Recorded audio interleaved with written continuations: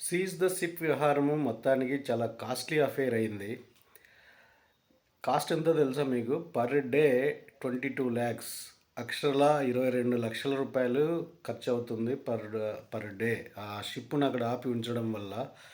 ఏదో క్యాచీగా ఉంటుంది, ట్రెండింగ్‌గా ఉంటుంది, లైమ్ లైట్‌లోకి వద్దామని చెప్పి సీజ్ ద షిప్ అని చెప్పి దాన్ని హోల్డ్ చేశారు. కానీ దాని పర్యవసానము ప్రతిరోజు 22,00,000 రూపాయల పెనాల్టీ కట్టాల్సిన అవసరం ఉంది ఇప్పుడు. ఎందుకంటే ఆ షిప్‌ని రిలీజ్ చేయకపోగా అందులో తనిఖీ చేయాలి అది ఇది అని చెప్పేసి దాన్ని హోల్డ్ చేసినారు. అలాగే దాంట్లోకి లోడింగ్ చేయాల్సిన బియ్యాన్ని కూడా అలాగే అట్టి పెట్టారు. దీనివల్ల ఆ షిప్ చాలా రోజుల నుంచి కాకినాడ పోర్టుకి 9 నాటికల్ మైల్స్ దూరంలో లంగరేసి ఉంది.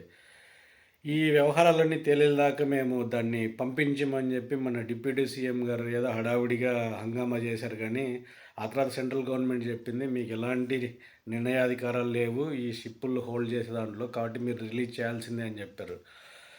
తర్వాత దాంట్లో ఇక్కడ పెండింగ్లో ఉన్న లోడునంతా ఎత్తడానికి టైం తీసుకుంటుంది. మధ్యలో ఈ తుఫాన్లు రావడం వల్ల కూడా లేట్ అయింది. దీనివల్ల ఆ షిప్ను హోల్డ్ చేయడం వల్ల ప్రతిరోజు 22,00,000 రూపాయల నష్టం వాటిల్లుతుంది.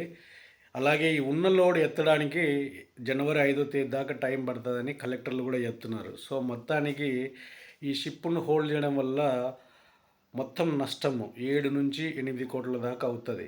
కానీ ఇక్కడ ట్విస్ట్ ఏంటంటే ఈ పెనాల్టీని ఎవరు కడతారు? స్టేట్ గవర్నమెంట్ కడుతుందా లేకపోతే మిల్లర్లు కడతారా? మిల్లర్లు ఆల్రెడీ కోర్టుకు వెళ్ళారు, మాకు పర్మిషన్ ఇవ్వండి మేము ఈ లోడు అందులో ఎత్తడానికి అని చెప్పి కోర్టు కూడా ఓకే చెప్పింది.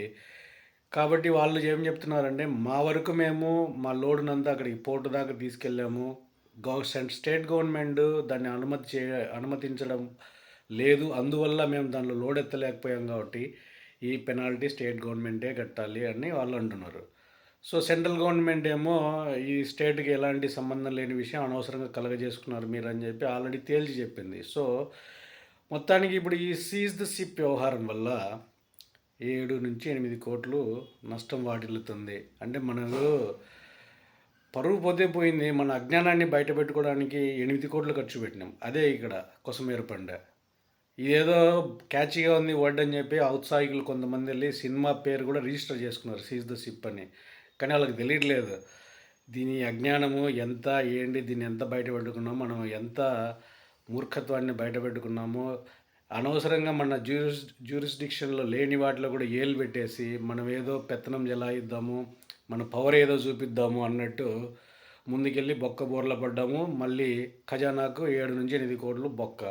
ఇప్పుడు దీన్ని ఎలా కవర్ చేసుకుంటారు ఈ విషయాన్ని? ఎందుకంటే ఈ విషయము స్టేట్ గవర్నమెంట్ పరిధిలోకి రాదని సెంట్రల్ గవర్నమెంట్ చెప్పిన తర్వాత ఏ ఒక్కరు కూడా దీని గురించి మాట్లాడడం లేదు. ఆ ట్రెండింగ్ అక్కడ అయిపోయింది. ఇప్పుడు ఈ పెనాల్టీ విషయం గురించి ఎవరినో నోరు మెదుపుతారో లేదో తెలియదు. ఈ నష్టాన్ని ఏ అకౌంట్లో వేస్తారో తెలియదు, ఏ శాఖలోకి వేస్తారో ఏంటో చూడాలి.